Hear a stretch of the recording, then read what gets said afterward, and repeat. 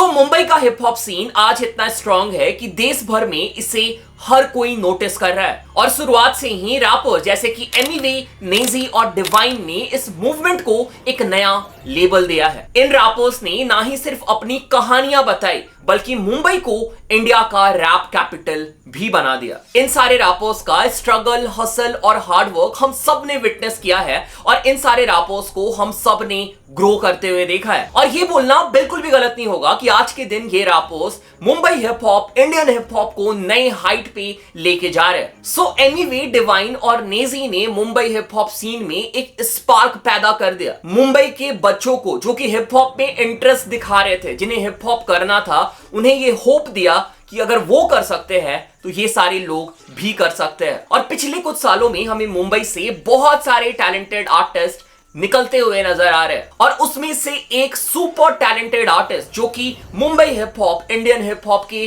Future हो सकते हैं, फेस हो सकते हैं। मैंने इनको रिसेंटली ही डिस्कवर किया है, शायद तुम में से बहुत सारे लोग इनको नहीं जानते होंगे। इनका नाम है इसको।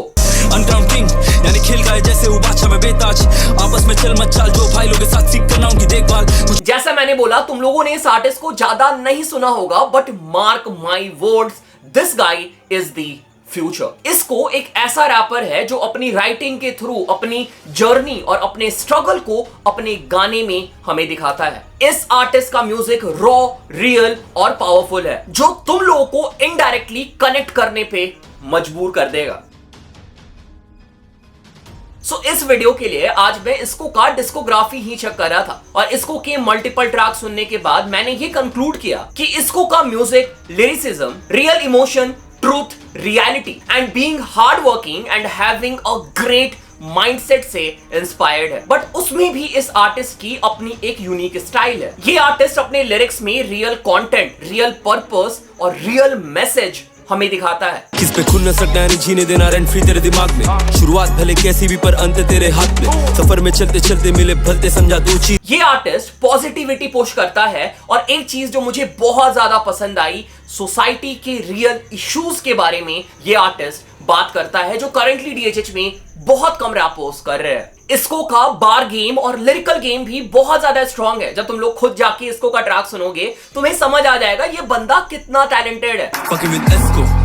यानी खोदना खुद की कबर, मरना है सबको एक दिन, पर गानों से रहूंगा हमेशा अमर, रखता खुद को। सो इसको ने मल्टीपल वेस्टर्न रैपर्स से इंस्पिरेशन ले रखा है। आर्टिस्ट जैसे कि नास, एमिनेम, निप्सी हसल, जे कूल, रस, जेडाकिस एक्सेट्रा, इसको ने इन सारे रैपर्स से इंस्पायर्ड होके अपनी एक यूनिक स्टाइल भी डिस्कवर करी है। हम ऐसा बोल सकते हैं इसको ने हर रैपर से कुछ ना कुछ सीखा है और अपने आप में इंप्लीमेंट किया है। इसलिए इसको का जो स्टाइल है या फिर इसको की जो लिरिक्स है, जिस तरीके से वो मैसेज कन्वे करते हैं अपने गाने में, वो तुम्हें डिफरेंट लगेंगे बाकी रैपर्स से। इसको इवन वर्सेटाइल भी है। भाई ने अभी तक डिफरेंट जॉनरास के ट्रैक बना रखे हैं, जैसे emo rap, lyrical rap, motivational rap. Even भाई ने, जैसे मैंने ऑलरेडी बताया, सोसाइटी के ऊपर भी ट्रैक क्रिएट कर रखे हैं और एक सोसाइटी के ऊपर ट्रैक जो भाई ने क्रिएट किया है जो मुझे स्पेशली बहुत ज्यादा पसंद आया, जिसकी वजह से मैं ये वीडियो भी बना रहा हूं, ठीक है, उस गाने की वजह से।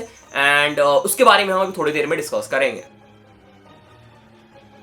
सो अगर हम इसको की डिस्कोग्राफी के बारे में बात करें तो इसको की डिस्कोग्राफी छोटी है, ज्यादा बड़ी नहीं है, बट जितनी भी है इट्स रियली गुड। इसको ने अपने हर गाने में अपनी एनर्जी और पैशन डाली है। और जब मैं इसको का ट्रैक सुन रहा था ना, तो मुझे एक चीज तो साफ तौर पे क्लियर हो गया कि ये बंदा सिर्फ वर्ड से रैप नहीं करता है, इवन ये इमोशन के साथ भी खेलता है, जिसकी वजह से तुम इस आर्टिस्ट के साथ कनेक्ट करोगे। और यही एक टैलेंट है ना जिसकी वजह से रैपर्स अपना कल्ट क्रिएट करते हैं। तुम देखो डीएचएच में बहुत सारे रैपर्स है, बट कुछ ही रैपर है जो बहुत ज्यादा पॉपुलर है। वो इसलिए पॉपुलर है क्योंकि वो डायरेक्ट ऑडियंस के साथ इमोशनली कनेक्ट करते हैं और वो चीज मुझे इस आर्टिस्ट में भी नजर आई। भाई जो है वो इंडिपेंडेंट है और इंडिपेंडेंट आर्टिस्ट के लिए म्यूजिक वीडियो ड्रॉप करना, गाने क्वालिटी मेंटेन करके ड्रॉप करना कितना ज्यादा मुश्किल है शायद तुम्हें पता होगा। अगर तुम एमिवे फैन हो तो अच्छे से पता होगा, बट उसके बावजूद भाई के साइड से हमें क्वालिटी वर्क अभी तक देखने को मिला है जो कि बहुत ही सही है।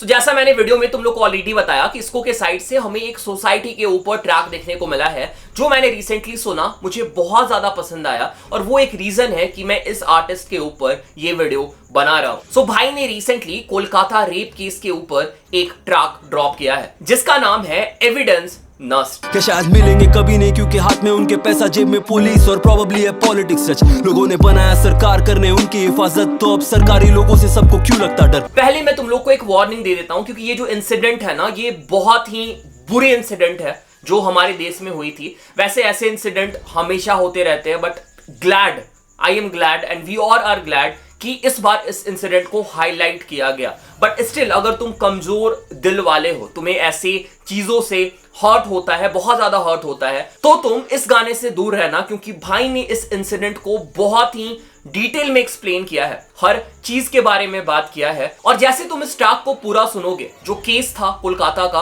उसे तुम विजुअलाइज करोगे, जो शायद क्योंकि मेरे लिए ये बहुत ही मुश्किल था तो तुम्हारे लिए भी ये बहुत ज्यादा मुश्किल हो सकता है। इस ट्रैक के फर्स्ट वर्स में भाई ने पूरा सिचुएशन एक्सप्लेन किया है विक्टिम के पर्सपेक्टिव से, विक्टिम के आईज से। 36 घंटे की लंबी ड्यूटी करके एग्जॉस्टेड, सुबह होने में कुछ घंटे और बचे। आज रखना है पेशेंस का ध्यान, बचाना बहुतों की जान, अगले दिन भी तो करने मुझे काफी है काम। जब तुम ये ट्रैक सुनोगे तुम्हें फील होगा how much pain and horror she must have faced. Track के सेकंड वर्स में आर्टिस्ट ने लोगों का रेज और इमोशन लोगों की आवाज बन के इस ट्रैक में बयान किया है। तानी रेप के बाद मर्डर या मर्डर के बाद रेप, एक का काम नहीं है प्लान मर्डर और ये गैंग रेप। जो हालत में मेरी लाश बयान नहीं कर सकता, गाने में जख्म लिखते लिखते उसके पूरे भर गए 4 पेज, दर्द को महसूस कर माँ बाप। लिटरली इसको has exposed the dark reality behind this whole incident. बहुत सारे लोगों को अभी तक इस इंसिडेंट की सच्चाई नहीं पता है, कैसे एविडेंस को हटाया गया था, कैसे करप्ट पॉलिटिशियंस, करप्ट सिस्टम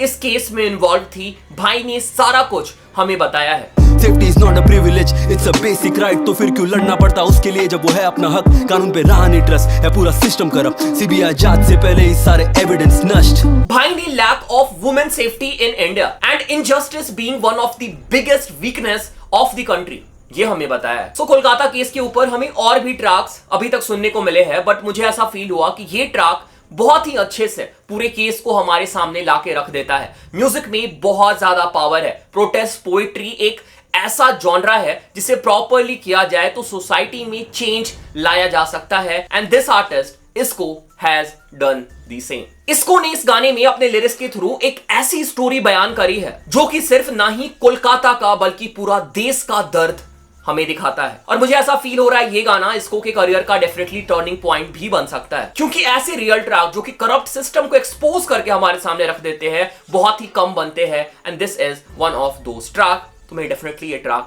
सुनना चाहिए। सो इसको के इस ट्रैक को अभी तक बहुत अच्छा सपोर्ट मिला है, इवन मल्टीपल बड़े सेलेब्स ने भी इस ट्रैक को शेयर किया है। So finally we can conclude इसको एक बहुत ही टैलेंटेड अपकमिंग आर्टिस्ट है जिनको ऑडियंस की जरूरत है। इस आर्टिस्ट में बहुत ज्यादा कैपेबिलिटी है। ये आर्टिस्ट अपने म्यूजिक और लिरिक्स से ऑलरेडी लोगों के दिलों को छू रहा है, but to take this to the next level हम सबको इस आर्टिस्ट को सपोर्ट दिखाना पड़ेगा, क्योंकि अगर हम ऐसे टैलेंटेड आर्टिस्ट को आगे नहीं बढ़ाएंगे तो फिर डीएचएच ऑडियंस होने का क्या ही फायदा। इसको जैसे आर्टिस्ट डेफिनेटली डीएचएच का फ्यूचर डिफाइन कर सकते हैं, क्योंकि सिर्फ बात वाइब की नहीं होती है, ऐसे विजन की भी होती है जो इस आर्टिस्ट के पास है। ये आर्टिस्ट ऐसा कुछ कर सकता है जो कि बहुत कम आर्टिस्ट है करेंटली जो उस डायरेक्शन में आगे बढ़ रहे हैं। सो जाओ इसको को सुनो, सपोर्ट करो, फील करो और मेरी तरफ से भाई को ढेर सारा प्यार देना। Okay, so this was it, this was the whole video. Channel पे पहली बार चैनल को सब्सक्राइब करो, सपोर्ट करो, प्यार दिखाओ। इंस्टाग्राम पे मुझे फॉलो कर सकते हो क्योंकि मैं वहां पे सबसे पहले अपडेट डालता हूं। ब्रॉडकास्ट चैनल भी ज्वाइन कर लेना। Thanks for watching, thanks again, thanks a lot.